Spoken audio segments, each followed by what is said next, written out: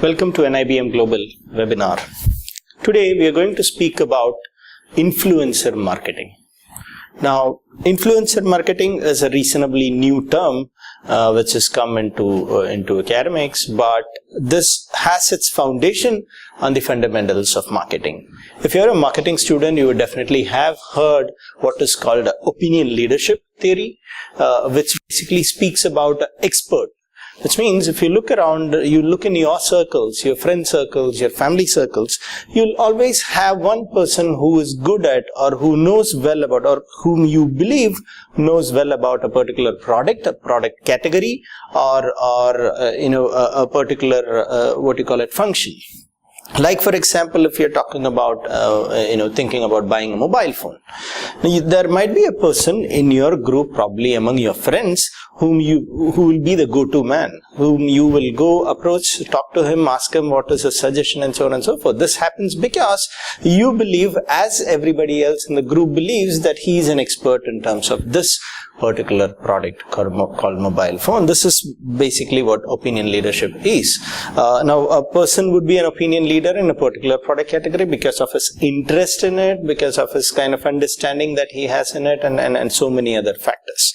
Now, this used to be a very fundamental theory, and influencer marketing is based upon what is called this, opinion leadership theory, which is a fundamental theory in marketing. Now, why has influencer marketing come up at all? The one answer is because technology has come up, because you have social media today, because you have blogs today, because your conversations are so very transparent today and visible today. And that is why your influencer marketing has come. I'll put it in simpler senses. It means today you are able to identify as a company on who is a specific opinion leader. And you call him the influencer because he has an influence over a set of customers in that particular product category. Or you call it, he has an influence over his circles in terms of that product in his circle. So, identifying an influencer today has become so very easy because you have this Internet of Things today. Now, how do you do it? You basically have what is called a network analysis. Because you continuously converse. If you're thinking about buying a product, you might go ask questions in a forum.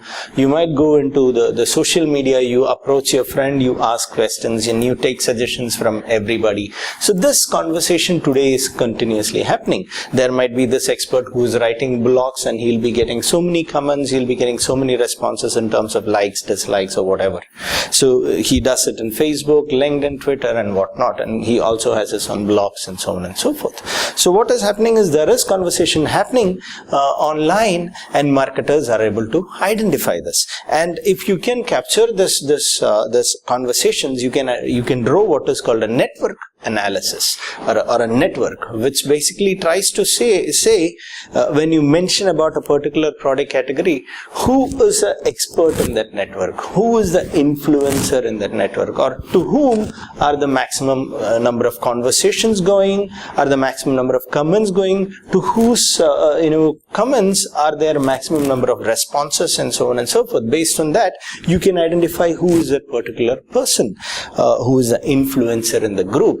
And since identifying this has become so very easy today, marketers are finding it easier. Because yesterday, if I had to kind of promote my product online or otherwise, I'll have to reach to a large group of people, probably 100,000 people, and then I'll communicate to them, and probably 10% of that, or even at some cases 1% of that will be effective, which means that I'm spending a lot of expense on what is called communicating this.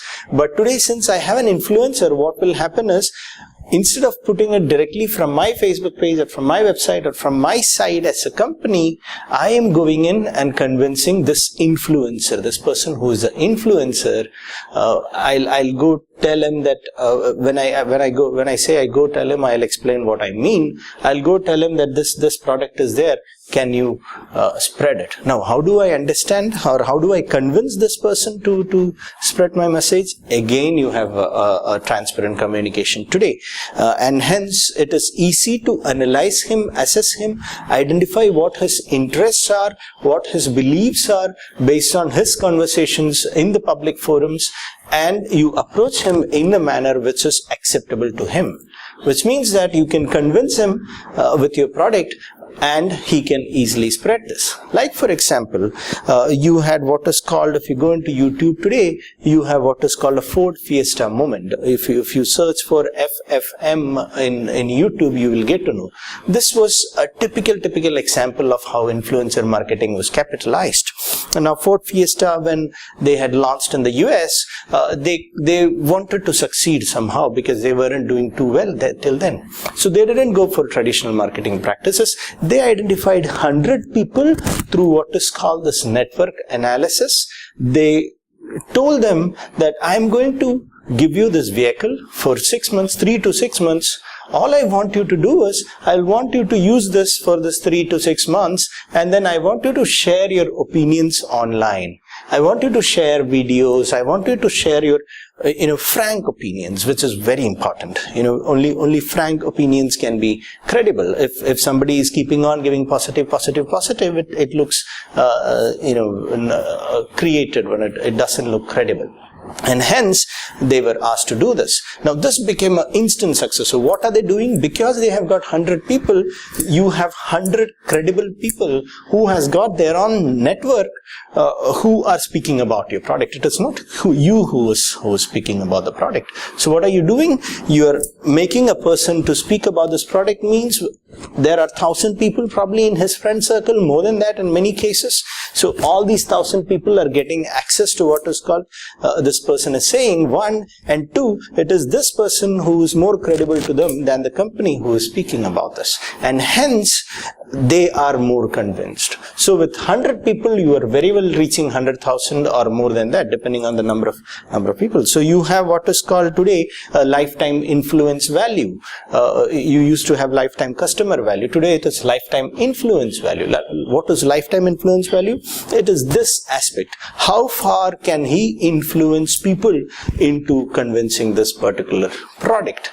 He might not be buying as such, but then he might be able to influence people to buy your product. So you have this concept called lifetime influence value also, which is all coming out of what is called your influence value, which starts from what is called your fundamental marketing concept of opinion leadership. Thank you.